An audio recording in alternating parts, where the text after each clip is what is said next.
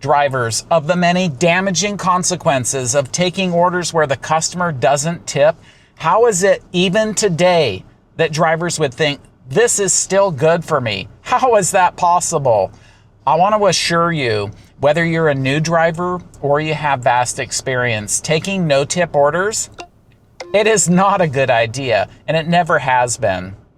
I'm going to share how you're going to continue to be punished and abused should you continue to go down this path. And I trust that you know the value of taking profitable orders. That would be the opposite of no tip orders, but more on that in a little bit.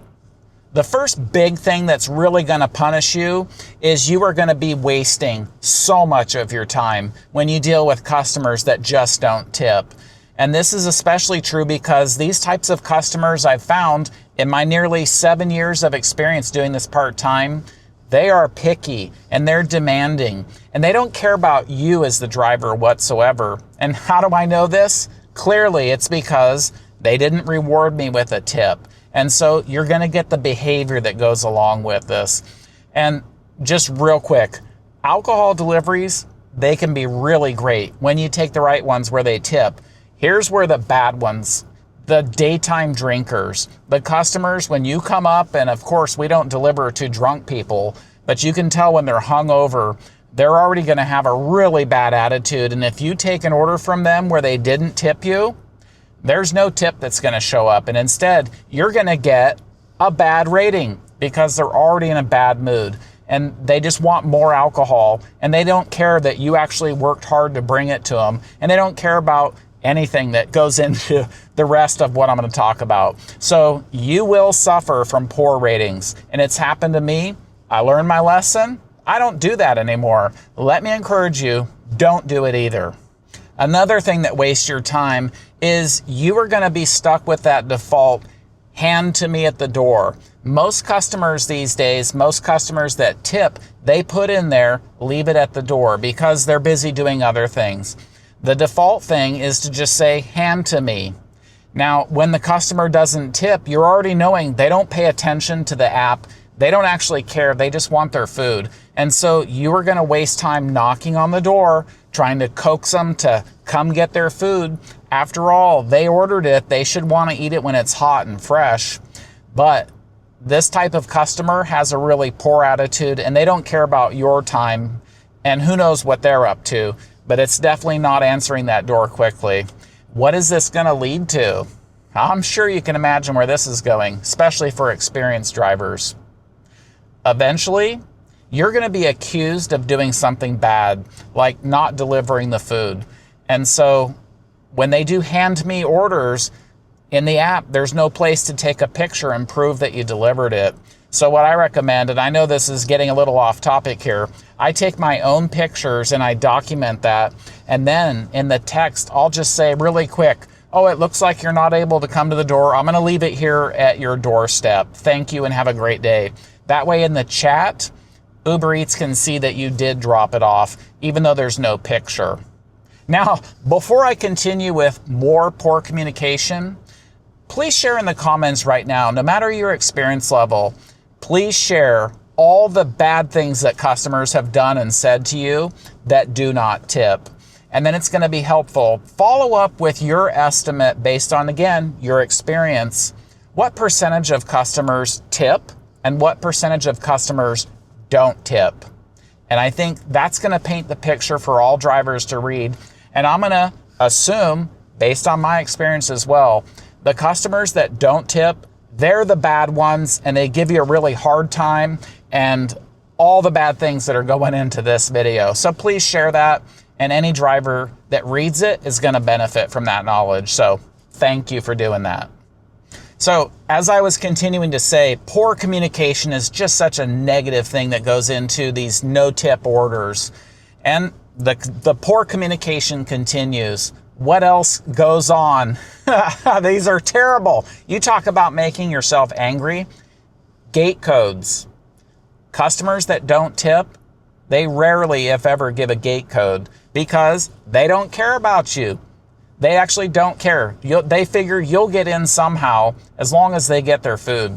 And so this is just another example of really poor communication. How hard is it to put a gate code in. They're not going to do it. So save yourself the grief and just don't take these kind of orders. But since I know you do because you're watching this video, they're not going to put the gate code in, and you're going to be angry. You're going to waste time at the call box or trying to message the customer and say, let me in, I have your food.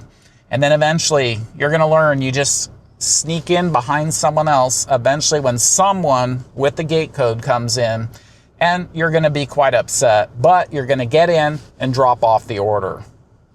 And it really is beyond me. I don't understand why any customer, whether they tip or not, if it's hard to get to their location, why don't they just put some helpful comments in there directing the driver how to get them their food as quickly as possible? Because that customer, they paid a lot for it, and you would think they want to eat it quickly. So help out the driver and help us get there to deliver that food. It's beyond me, but the result is your unhappiness. So just don't do it. This last one, this is huge, and you're really going to feel it. Eventually, you're not going to be profitable. You're going to go out of business. Our cars, we pay for them ourselves. UberEats doesn't finance that. And with our wages being as low as they are, what you're doing when you take no-tip orders, you're telling UberEats, you're telling Dara, the CEO, I love no-tip orders. I want to take low-paying orders.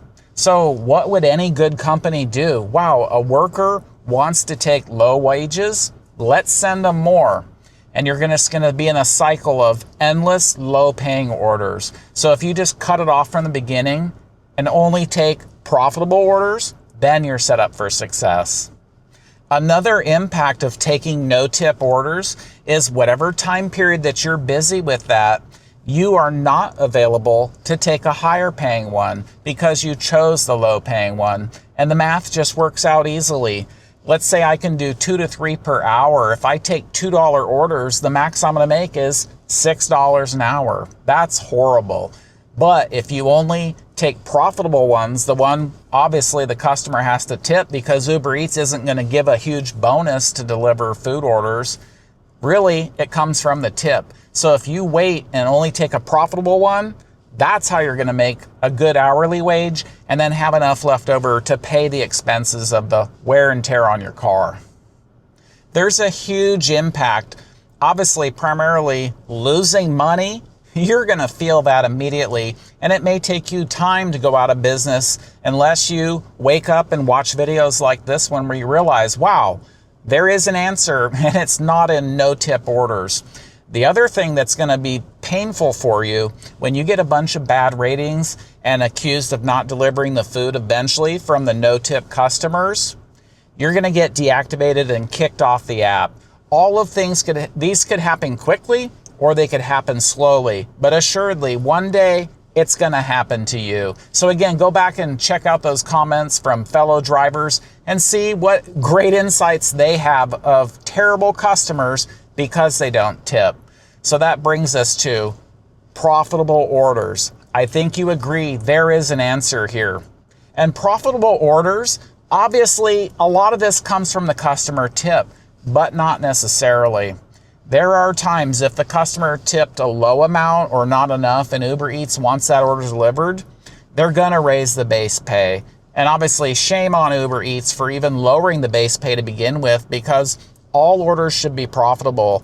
Otherwise, why are we here? Why is the company there? They should set the pay at the right level where we're all profitable. So in reality, a profitable order, it doesn't matter where the money comes from, whether it's base pay or the tip. The main thing is a profitable order. So how would you like some insights into taking profitable orders? I've got good news for you. I made a video where I teach you only taking profitable orders. So watch that video next, and I'll see you there.